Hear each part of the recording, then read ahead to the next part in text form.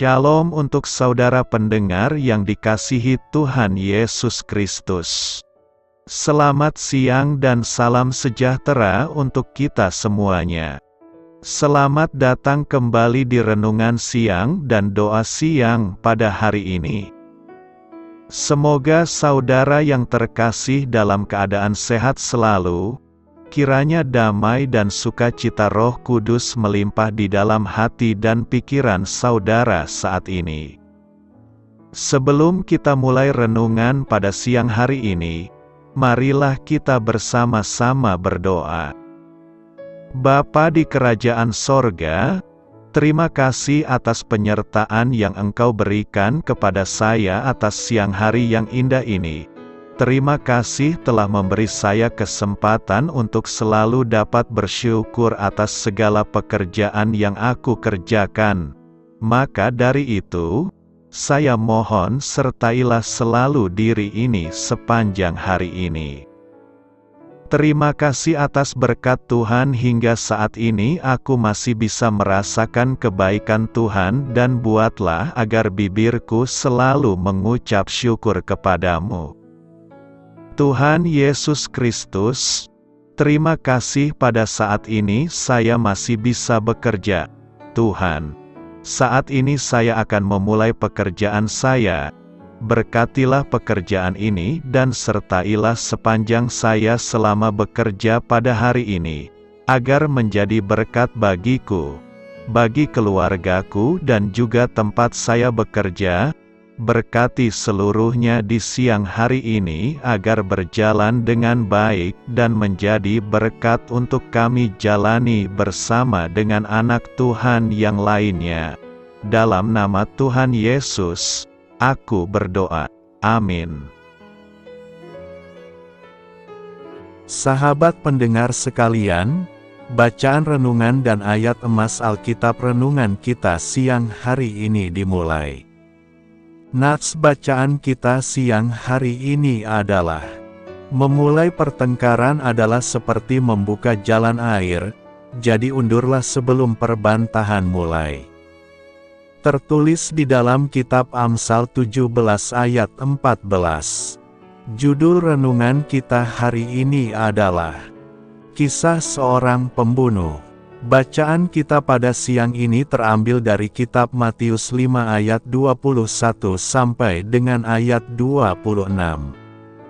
Kamu telah mendengar yang difirmankan kepada nenek moyang kita, jangan membunuh, siapa yang membunuh harus dihukum. Tetapi aku berkata kepadamu, setiap orang yang marah terhadap saudaranya harus dihukum. Siapa yang berkata kepada saudaranya, kafir harus dihadapkan ke mahkamah agama, dan siapa yang berkata, jahil harus diserahkan ke dalam neraka yang menyala-nyala. Sebab itu, jika engkau mempersembahkan persembahanmu di atas mezbah dan engkau teringat akan sesuatu yang ada dalam hati saudaramu terhadap engkau, tinggalkanlah persembahanmu di depan mezbah itu dan pergilah berdamai dahulu dengan saudaramu, lalu kembali untuk mempersembahkan persembahanmu itu. Segeralah berdamai dengan lawanmu selama engkau bersama-sama dengan dia di tengah jalan, supaya lawanmu itu jangan menyerahkan engkau kepada hakim dan hakim itu menyerahkan engkau kepada pembantunya dan engkau dilemparkan ke dalam penjara. Aku berkata kepadamu, sesungguhnya engkau tidak akan keluar dari sana sebelum engkau membayar hutangmu sampai lunas. Ayat renungan kita ini terambil dari kitab Matius 5 ayat 21 sampai dengan ayat 26. Kata bijak Alkitab hari ini adalah, mereka yang berhasil menaklukkan amarahnya berarti telah menaklukkan musuh yang kuat. Mari kita mulai renungan siang kita. Baiklah, mari kita mulai segmen kisah inspiratif. Sebuah surat kabar melaporkan sebuah kekerasan tragis yang terjadi di Amerika Selatan. Seorang pria telah membunuh sahabatnya ketika mereka sedang berdebat mengenai perbedaan pandangan politik mereka. Ketika ditanya mengapa ia melakukannya, ia menjawab dengan kata-kata yang menakutkan ini, "Kami memulai diskusi dengan damai, hingga kemudian kami berdebat. Karena kehabisan kata-kata, saya membunuhnya." Tragedi ini mengingatkan kita akan pengajaran Yesus dalam Matius 5 tentang hubungan yang erat antara amarah dan pembunuhan. Pertama-tama dia menekankan bahwa amarah itu begitu serius. Dia memperingatkan kita bahwa amarah yang disertai kebencian sama seperti pembunuhan, yang juga akan dihukum oleh Allah. Kemudian dia memberi nasihat praktis tentang bagaimana seseorang yang memiliki ganjalan di hatinya dapat meredakan amarah. Kita semua harus benar-benar memperhatikan amarah yang ada dalam hati kita. Kita mungkin berpikir bahwa kita dapat mengendalikannya. Sayangnya, seringkali justru amarah itu yang mengendalikan diri kita dan menyebabkan kita berbuat hal-hal yang tidak mungkin kita lakukan pada saat kita berpikir jernih. Itulah sebabnya kemarahan yang tak terselesaikan perlu dipandang sebagai bom waktu yang dapat meledak, menghancurkan diri sendiri, dan menyebabkan kerusakan yang tak dapat diperbaiki pada diri orang lain. Memang benar bahwa tidak semua amarah itu salah. Namun semua amarah yang salah perlu disadari dan diakui sebelum hal itu membawa kita pada suatu pembunuhan. Sikap orang jahat dan pendusta. Amsal 17 ayat 4 berkata, "Orang yang berbuat jahat memperhatikan bibir jahat, seorang pendusta memberi telinga kepada lidah yang mencelakakan." Dalam nas hari ini pengamsal menyoroti dua sikap manusia, yakni: pertama, orang jahat memerhatikan bibir jahat. Kecenderungan manusia yang berbuat jahat adalah selalu suka mendengar bibir orang jahat. Bibir orang jahat suka mengeluarkan informasi yang salah dan menyesatkan, suka memprovokasi, suka memfitnah, memberikan informasi hoaks. Bibir orang jahat selalu jeli melihat kesalahan orang dan menyebarluaskannya demi kepentingan dirinya. Bibir orang jahat merasa puas jika orang lain menderita. Kedua, seorang pendusta memberi telinga kepada lidah yang mencelakakan. Seorang pendusta adalah seorang yang berkata bohong. Apa yang dia ucapkan tidak pernah sama dengan kenyataan yang ada. Saat orang lain tahu bahwa dia seorang pendusta, maka sulit orang itu untuk mempercayai dia lagi. Oleh sebab itu dalam keberadaan kita di lingkungan sejak dari kecil kita diajarkan untuk berkata jujur. Terlebih manakala kita mendapatkan kepercayaan dari orang lain, maka kita harus mempertahankan kepercayaan itu dengan baik. Salah satu upaya menjaga kepercayaan itu, kita selalu bertanggung jawab dalam karya dan tugas yang dipercayakan. Ucapan dan tindakan kita selaras.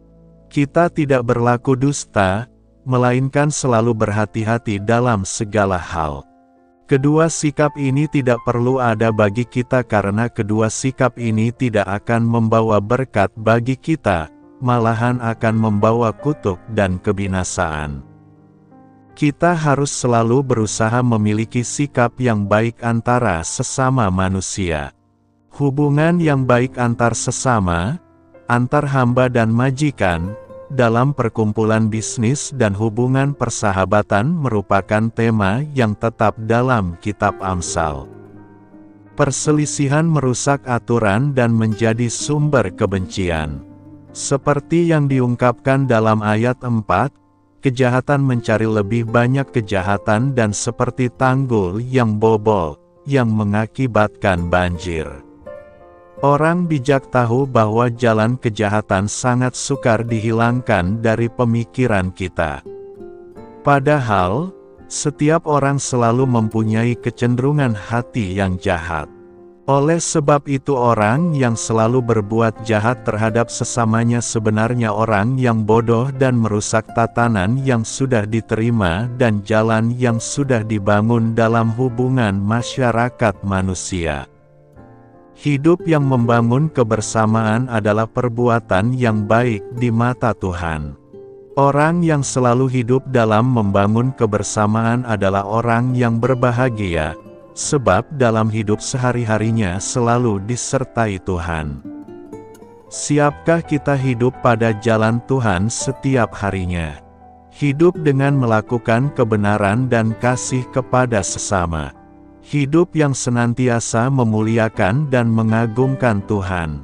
Hidup yang hanya memandang dan terarah pada Yesus. Karena itu, buanglah sikap jahat dan pendusta dari dalam diri kita, karena itu akan membawa kutuk bagi kita.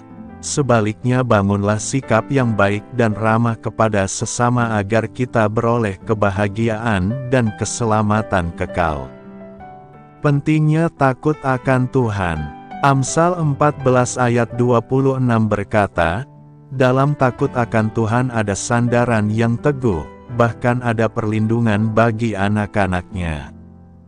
Nas hari ini mengandung pesan moral dan spiritual yang mengarah pada pentingnya memiliki takut akan Tuhan. Dalam konteks Alkitab, takut akan Tuhan bukanlah ketakutan yang disebabkan oleh rasa takut atau cemas terhadap Tuhan, melainkan adalah sikap rasa hormat, kerendahan hati, dan ketaatan kepada kehendak-Nya. Penting untuk dicatat bahwa ayat ini harus dipahami dalam kerangka teks aslinya serta konteks budaya dan agama pada masa itu. Arti ayat ini dapat diuraikan sebagai berikut. Pertama, sandaran yang teguh.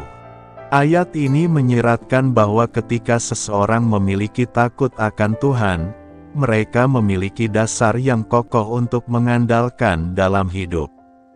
Sandaran yang teguh menggambarkan keyakinan dan kepercayaan yang kokoh dalam Tuhan sebagai dasar untuk menjalani hidup. Kedua, perlindungan bagi anak-anaknya. Ayat ini juga mengungkapkan bahwa takut akan Tuhan membawa perlindungan kepada anak-anaknya. Dalam arti ini, takut akan Tuhan membawa berkat, keamanan, dan perlindungan bagi mereka yang hidup dalam ketaatan kepadanya. Ketiga, bijak dan benar. Kitab Amsal secara umum berbicara tentang hikmat, kebijaksanaan, dan akhlak yang benar. Ayat ini bisa diartikan bahwa takut akan Tuhan membimbing kita untuk hidup dengan bijak dan berpegang pada kebenaran moral. Dalam konteks Alkitab secara keseluruhan, ajaran tentang takut akan Tuhan sering kali ditemukan sebagai dasar dari kehidupan yang berarti dan bermakna. Ayat ini menegaskan bahwa ketika kita memiliki sikap rasa hormat dan ketaatan kepada Tuhan, kita akan mengalami berkat, kedamaian, dan perlindungan dalam hidup kita. Apa yang perlu direnungkan dari nas hari ini? Pernyataan dalam Amsal 14 ayat 26 memiliki beberapa hal yang dapat direnungkan dalam konteks spiritual dan kehidupan sehari-hari. Pertama, takut akan Tuhan sebagai dasar kuat dalam hidup. Ayat ini mengajarkan bahwa takut akan Tuhan adalah dasar yang kokoh dalam hidup. Ketika kita hidup dengan kesadaran akan kehadiran dan keagungan Tuhan, kita memiliki fondasi yang kuat untuk menghadapi tantangan dan goncangan dalam hidup. Kehidupan yang ditempatkan dalam konteks spiritual ini memiliki kedalaman dan stabilitas yang lebih besar. Kedua, perlindungan dan keamanan. Ayat ini menunjukkan bahwa takut akan Tuhan membawa perlindungan bagi anak-anaknya. Ini tidak hanya merujuk pada usia anak-anak, tetapi juga kepada semua orang yang hidup dalam ketaatan kepada Tuhan. Meskipun ini tidak selalu berarti perlindungan fisik dalam setiap situasi, tetapi ada keberanian dan ketenangan dalam mengetahui bahwa Tuhan memelihara dan melindungi kita dalam segala aspek kehidupan. Ketiga, kehidupan bijaksana dan beretika. Pernyataan ini menyoroti bahwa takut akan Tuhan adalah landasan kehidupan yang bijaksana dan beretika. Ketika kita memiliki kesadaran akan kehadiran Tuhan dan komitmen untuk hidup dalam ketaatan kepadanya, kita cenderung membuat keputusan yang lebih baik dan hidup sesuai dengan nilai-nilai moral yang benar. Karena itu, dalam rangka merenungkan nas ini, penting untuk memahami makna takut akan Tuhan dengan benar dan menerapkannya dalam konteks kehidupan sehari-hari. Ini bisa membawa pemahaman yang lebih dalam tentang bagaimana kita bisa hidup dengan tujuan, integritas, dan koneksi spiritual yang lebih besar. Apa maksudnya hati yang gembira mendatangkan kebaikan? Kehidupan keluarga dan hubungan interpersonal adalah fokus dari Amsal 17-19. Menurut Amsal 17 ayat 22, pola pikir yang gembira dan positif adalah kunci untuk mengalami hubungan yang sehat dan kehidupan yang memuaskan. Hati yang gembira mendatangkan manfaat seperti obat, tetapi semangat yang patah mengeringkan tulang. Dalam bahasa Ibrani asli, kata "meri" berarti gembira, bahagia, penuh keceriaan.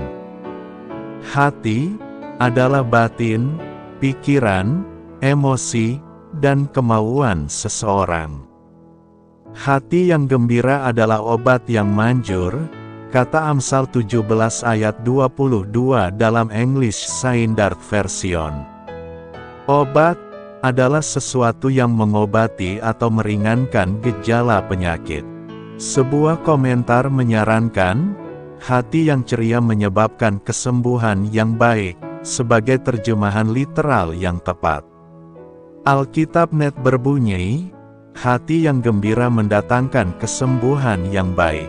Alkitab Bahasa Inggris Revisi mengatakan, hati yang gembira menghasilkan kesehatan yang baik. Kitab suci berulang kali memberikan kesaksian tentang pengaruh kuat pikiran terhadap tubuh.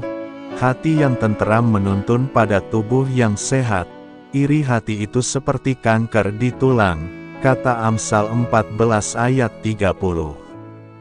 Hati yang gembira memunculkan wajah yang gembira. Hati yang patah meremukkan semangat, kata Amsal 15 ayat 13. Hati yang gembira membawa kebaikan, karena menghasilkan kesehatan dan penyembuhan dalam batin seseorang.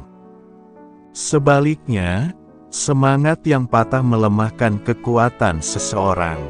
Amsal 12 ayat 25 menjelaskan bahwa, kegelisahan dalam hati manusia menyebabkan depresi. Kata-kata bijak ini sejalan dengan penelitian ilmiah dari American College of Cardiology, Harvard Medicine, dan Johns Hopkins yang menunjukkan pengaruh kuat pikiran terhadap tubuh. Temperamen yang ceria dan puas tidak hanya membentengi kesehatan mental kita namun juga memampukan kita melawan serangan penyakit fisik. Karena hati adalah pusat kehidupan batin kita, kondisi dan nadanya menjangkau bagian terluar dari keberadaan kita, termasuk tubuh kita dan bahkan hubungan kita dengan orang lain. Yesus berkata, "Apa yang keluar dari mulut, berasal dari hati dan itulah yang menajiskannya." Jika hati kita terangkat, tubuh kita akan terangkat, kata-kata kita akan terangkat, dan hubungan kita akan diperkaya. Kalau hati kita remuk dan remuk, maka kondisi tubuh kita akan rusak, dan kita tidak mempunyai kekuatan untuk memberi semangat kepada orang lain. Jadi, jika obat yang baik adalah hati yang gembira, bagaimana kita dapat memupuk dan meningkatkan kebahagiaan batin. Kitab suci mengatakan bahwa hukum, ajaran, dan patung Allah menyegarkan jiwa dan menggembirakan hati. Menghabiskan waktu dalam firman Tuhan, merenungkan janji-janjinya, adalah cara yang pasti akan memberikan kebaikan bagi hati Anda. Nabi Yeremia bersaksi, "Ketika kata-katamu keluar, aku memakannya, itulah kesukaanku dan kesukaan hatiku." Mengingat karya Tuhan dan jalannya juga akan membuat hati kita senang. Pemazmur bernyanyi, "Sebab Engkau menggembirakan aku dengan perbuatan-perbuatanmu, ya Tuhan, aku bersorak kegirangan atas perbuatan tangan-Mu." Ketika Barnabas melihat kasih karunia Allah, hatinya dipenuhi sukacita. Ketika kita meluangkan waktu setiap hari untuk merenungkan semua yang telah dilakukan Allah bagi kita dan dalam kehidupan seluruh umat-Nya, mau tak mau kita harus bergembira dan bersukacita, seperti Nabi Yul, sebab Tuhan telah melakukan hal-hal besar, segala sesuatu. Ayat-ayat kitab suci yang tak terhitung jumlahnya memberikan kita alasan untuk bersukacita di dalam Tuhan, yang merupakan sumber sukacita kita. Nabi Yesaya berkata, "Dengan sukacita kamu akan menimba air dari mata air keselamatan." Kita bisa bersukacita dan bergembira atas keselamatan Tuhan. Yesus mengatakan kepada para murid untuk bersukacita karena namamu tertulis di surga. Mungkin cara terbaik untuk memupuk hati gembira yang bermanfaat, seperti obat, adalah dengan meluangkan waktu di hadirat Tuhan. Baik Raja Daud dalam Perjanjian Lama maupun Rasul Petrus dalam Perjanjian Baru menemukan sukacita terbesar mereka di hadirat Tuhan. Dalam persekutuan dengan Tuhan, kita mengalami kepenuhan sukacita. Dalam Yesus ada kelegaan. Dalam Yesus ada kelegaan. Tema ini sangat penting kita renungkan sebab setiap saat kita mengalami banyak pergumulan dan beban hidup. Pergumulan yang kita hadapi biasanya berasal dari 3 sumber, yakni, dari diri sendiri, bisa merupakan pekerjaan si jahat, dan kemungkinan terakhir, bisa juga karena itu diberikan langsung oleh Tuhan. Macam pergumulan yang terjadi bisa sangat bervariasi, misalnya, bagi seorang ibu, pergumulan itu mungkin berupa suatu tekanan yang luar biasa dalam membesarkan anak-anak di tengah dunia yang tidak mau mengenal Allah dan terus berusaha untuk menghancurkan mereka. Bagi seorang bapak, mungkin ia baru saja kehilangan pekerjaan, atau bisa juga pergumulan itu berupa rasa bersalah yang tidak ada habis-habisnya akibat dosa masa lalu. Hal lain misalnya, depresi, akibat penyakit yang tidak kunjung sembuh, anak yang terlahir cacat, atau kematian orang yang kita kasihi. Hal seperti itu bisa saja terjadi selama kita masih ada di dunia. Banyak orang menjadi lemah dan tak berdaya oleh karena ujian dan beban ini, namun sebagai orang Kristen, kita harus ingat bahwa kita tidak perlu memikul beban itu sendirian. Secara pribadi Tuhan Yesus mengundang setiap orang yang letih lesu untuk mendapatkan kelegaan. Jadi jelas, apapun jenis permasalahannya, dari manapun sumbernya, semua itu tidak penting. Yang terpenting adalah, maukah kita menyambut tawarannya? Bila kita disuruh memilih, pasti kita memilih untuk bebas dari segala macam kesulitan dan beban hidup.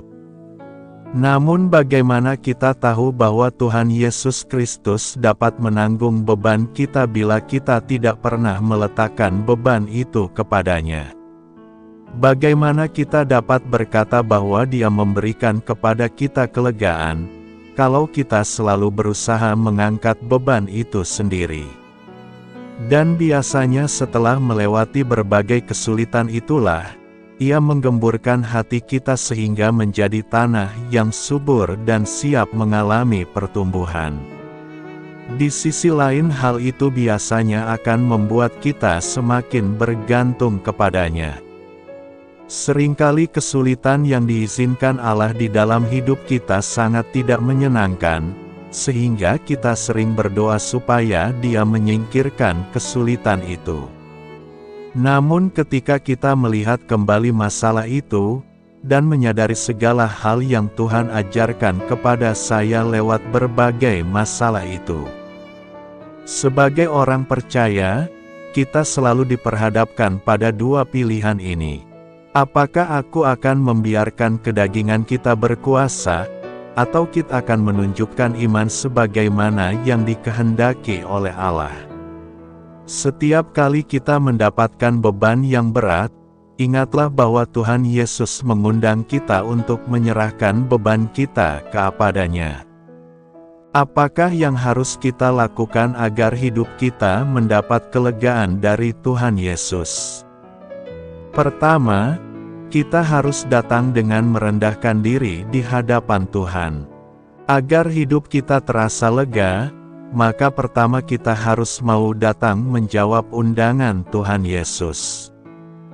Kita harus mengakui bahwa kita tengah bergumul dengan suatu masalah yang tidak dapat kita atasi sendiri, yang membuat kita letih dan lesu dan berbeban berat, bukan berbadan berat. Banyak orang tidak mau mengakuinya, itu berarti ia tidak mau melepaskan sedikit pun pergumulan hidupnya. Mereka merasa mampu dan tidak mau berserah. Padahal ada banyak permasalahan di dalam hidup ini yang tidak dapat kita tanggung dengan kekuatan sendiri. Hanya Dia yang mampu menangani dengan pasti. Bawalah semua beban kita kepadanya dengan kerendahan hati.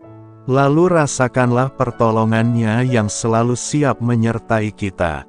Kedua, kita harus memikul kuk yang dipasang oleh Tuhan kepada kita. Pengertian atau implikasi kata kuk akan dengan mudah dimengerti oleh orang yang mempunyai latar belakang Yudaisme, sebagaimana Injil Matius ini memang ditujukan untuk masyarakat Yahudi.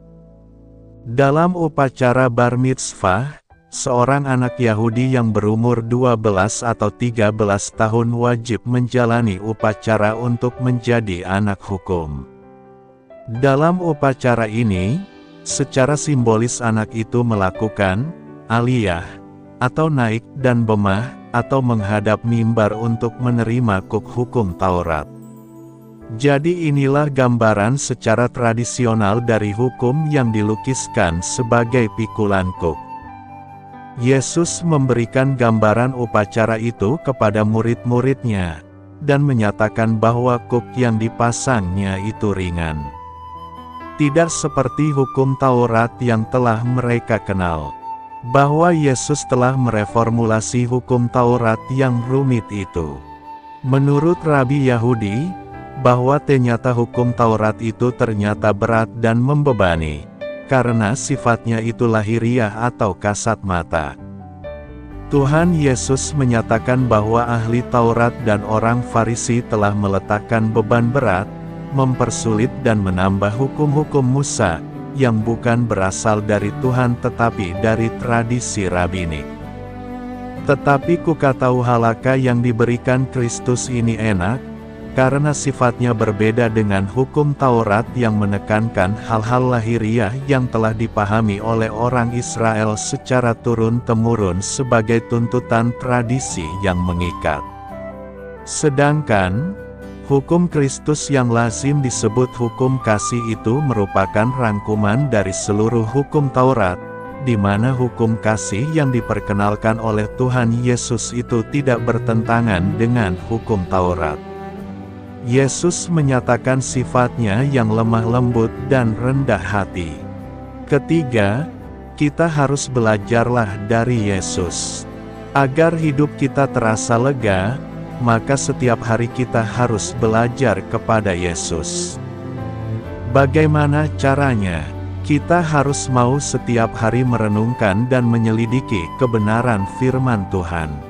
Ketika kita membaca firman Tuhan baik pagi, siang maupun malam, maka Tuhan akan menuntun dan membimbing langkah kita untuk menghadapi dan memenangkan setiap beban dan pergumulan hidup kita.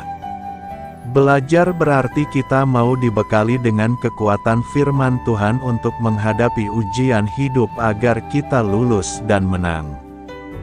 Keempat, kita harus percaya bahwa beban kita enak dan ringan.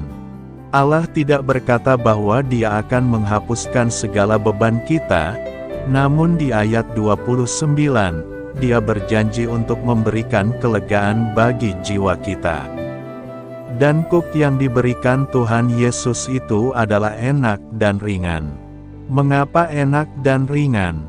Karena Yesus telah memberikan kita kelegaan dan kekuatan untuk memundak semua kuk yang diberikannya kepada kita sehingga walau pergumulan kita berat, tetapi karena ada Kristus di tengah pergumulan berat itu, maka berat berubah menjadi berkat. Karena itu, segeralah datang kepada Tuhan jika hidup kita terasa berbeban berat, maka Ia akan memberikan kelegaan kepada kita. Selamat berkarya untuk Tuhan. Selamat memulai karya dalam minggu ini untuk Tuhan. Doa saya menyertai saudara sekalian. Saya memberkati Anda agar sewaktu Anda mencarinya dari Dia, Bapa Surgawi Anda akan memberikan bagi Anda roti harian Anda, dalam nama Yesus Kristus. Tuhan yang berkuasa atas alam semesta dan menuntun kita kepada iman yang menyelamatkan. Tuhan Yesus menyertai senantiasa. Tuhan memberkati. Amin.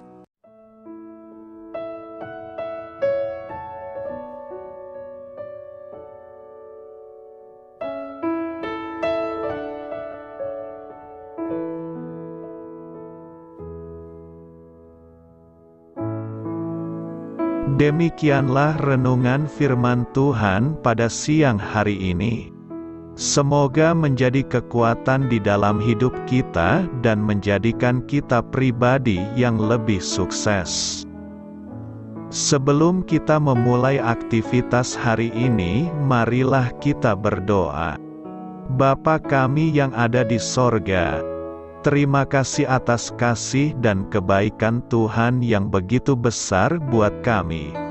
Tuntunlah perbuatanku agar di sepanjang hari ini saya bisa bekerja sebaik-baiknya, tidak pernah jemu menolong sesama, selalu ramah dan tahu terima kasih, menghayati iman dan mengamalkannya dengan sekuat tenagaku. Semua ini saya sampaikan kepadamu, dengan pengantaraan Kristus, Tuhan kami. Allah, Bapa kami bersyukur kepadamu, bahwa dengan bekerja kami boleh ambil bagian di dalam karya-Mu mensejahterakan dan membahagiakan umat manusia. Kami mohon bimbingan-Mu dalam melaksanakan pekerjaan kami hari ini. Bimbinglah kami agar sanggup bekerja dengan semangat kasih, dengan riang, rajin dan jujur. Terima kasih, Tuhan. Amin. Dalam nama Tuhan Yesus Kristus Tuhan dan Juru Selamat kami, Bapa kami yang baik, kami mengucap syukur dan berdoa. Amin. Biarlah firman Tuhan menjadi pengingat untuk kita semua, bahwa tuntunan dari Roh Kudus akan selalu memberi jalan keluar bagi setiap permasalahan hidup kita, dan memberi kedamaian di hati kita. Amin. Sampai jumpa di renungan siang saudara rohani berikutnya. Shalom.